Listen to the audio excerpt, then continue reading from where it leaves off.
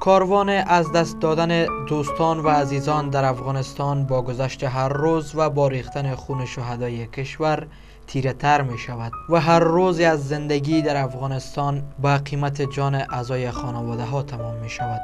این بار حملات تروریستی از خانواده مطبوعات قربانی گرفت و همه را در سوگ نشاند و یک بار دیگر خواهری را از برادر، مادری را از فرزند و خانواده را از جگرگوشهشان جدا کرد. شماری از مقامات، خبرنگاران و هزاران تن از دوستان و نزدیکان زبیر که امروز در مراسم به خاکسپاری و اشتراک داشتند و شاهد دیدار خانه ابدی زبیر بودند، دولت را متهم به عدم همکاری به خانواده زبیر نمود. تا جایی که من اطلاع دارم اجازه سفر به آقای زبیر داده نشده بود، اما در این زمینه باید اقدامات بیشتر صورت می گرفت.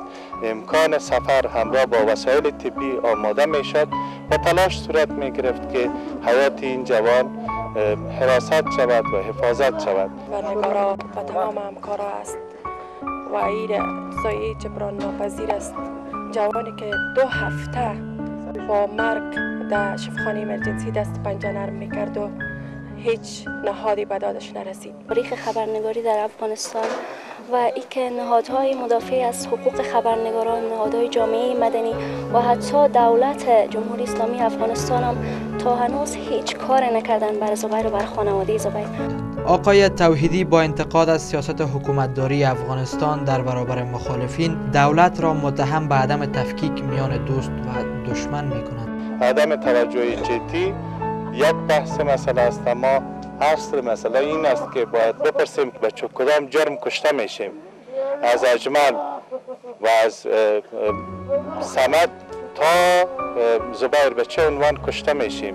این قاتلان ما کی هست و حکومت چرا در این زمینه خاموش است؟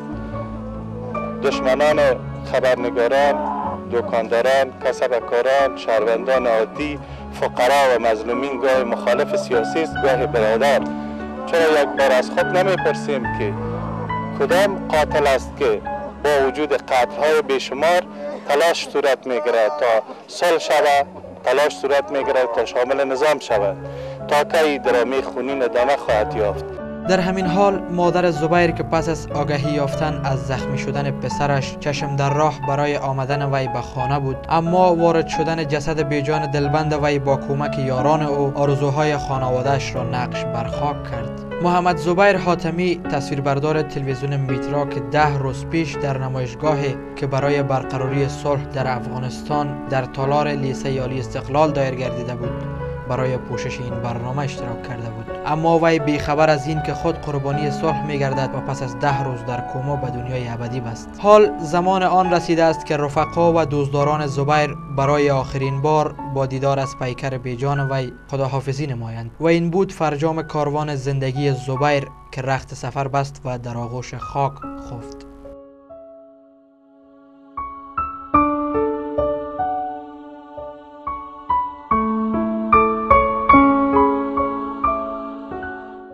سرانجام زبیر را در همین جا به خاک سپردند.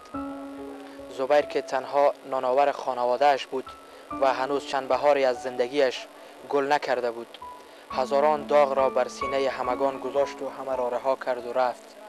اما پرسش در اینجاست که تا چه زمان کشتن میرافغان و زبیرهای دیگری در افغانستان ادامه خواهد داشت؟